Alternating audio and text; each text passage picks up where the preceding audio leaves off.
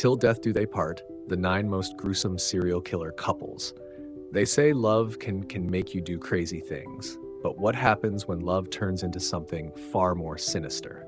These 9 couples weren't just bound by romance, they were bound by bloodlust. Together, they lured, tortured, and killed, proving that sometimes the person you trust the most is the one you should fear the most. Paul Bernardo and Karla Homolka, the Ken and Barbie killers. When Paul Bernardo met 17-year-old Karla Homolka in the mid-1980s, their connection was instant. But this was no fairy tale romance, it was a nightmare in the making. Paul was already a predator, and Karla, desperate to please him, made a horrific decision that would seal their fate. One night, Karla drugged her own sister, Tammy, allowing Paul to assault her. But the night took a tragic turn when Tammy choked on her own vomit. Instead of stopping there, the couple escalated their crimes, abducting and murdering young women, including Leslie Mahaffey and Kristen French. Paul's arrogance led to his downfall.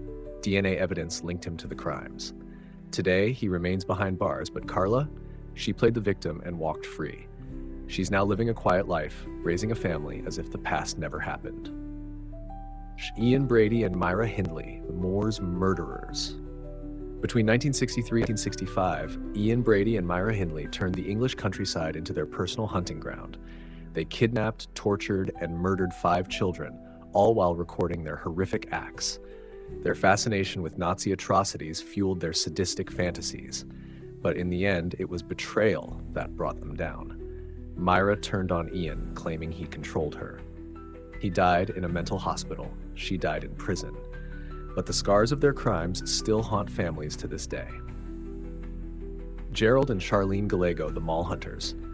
Gerald and Charlene Gallego weren't just a couple, they were predators.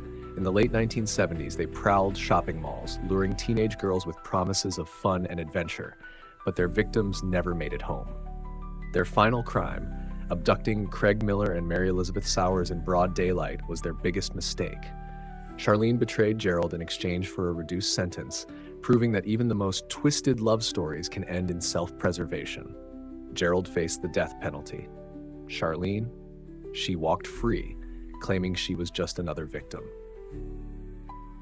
Ray and Faye Copeland, the elderly killers. Love doesn't always grow old gracefully. Ray and Faye Copeland were in their 70s when they were sentenced to death, making them the oldest couple ever put on death row. Their ranch in rural Missouri seemed like an innocent home until authorities discovered human bones buried in the barn. They had lured drifters in with job offers, only to silence them forever. Faye swore she had no part in the killings, but the evidence said otherwise. Justice caught up with them both, proving that even the sweetest-looking couples can hide the darkest secrets. Fred and Rosemary West, the House of Horrors. To outsiders, 25 Cromwell Street seemed like any other home, but inside, Fred and Rosemary West had turned it into a house of horrors. Luring young women into their trap, they tortured and murdered them, burying their dismembered remains beneath the garden. Their crimes shocked the world, but justice was swift. Fred took his own life before trial, leaving Rosemary to face the consequences alone. Even behind bars, she never admitted to her crimes. But the evidence spoke louder than her words. Henry Lee Lucas and Otis Toole, the killers who loved chaos. Henry Lee Lucas and Otis Toole met in a soup kitchen, but their connection quickly spiraled into something horrifying. Together, they embarked on a multi-state killing spree. Murder, rape, and even cannibalism fueled their twisted love. They claimed to have killed hundreds, though the true number remains unknown. When arrested, their confessions were so outlandish that even investigators struggled to separate fact from fiction. But one thing was certain, wherever they went, death followed. Charles Starkweather and Carol Ann Fugate, the teenage killers.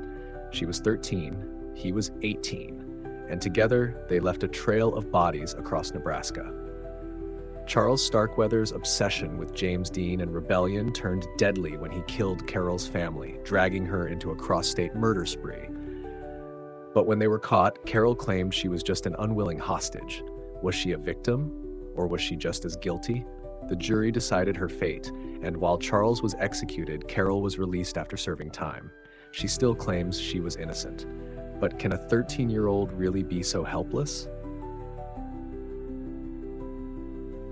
Alton Coleman and Deborah Brown, the killing spree couple. For 2 months in 1984, Alton Coleman and Deborah Brown left a trail of terror across multiple states. They preyed on young girls, abducting and murdering them in horrifying ways. Their crimes were so heinous that Coleman landed on the FBI's 10 most wanted list. When finally caught, there was no escape. Coleman was sentenced to death, and Brown to life behind bars. A romance born in darkness, ending in the electric chair. Martha Beck and Raymond Fernandez, the Lonely Hearts Killers. They promised love. Instead, they delivered death. Martha Beck and Raymond Fernandez targeted lonely women, luring them in with romantic letters before robbing and murdering them. Their crimes horrified the nation, and their trial was even more bizarre. Martha was fiercely loyal to Raymond, so much so that her last words before execution were chilling. "My story is a love story." A love story written in blood. Final thoughts. The darkest love stories. What drives two people to kill together? Is it manipulation, a shared thirst for violence, or something even more terrifying? True love, twisted beyond recognition. Let us know your thoughts in the comments. And remember, sometimes the scariest monsters aren't strangers. They're the ones sleeping beside you. Subscribe for more true crime and stay safe.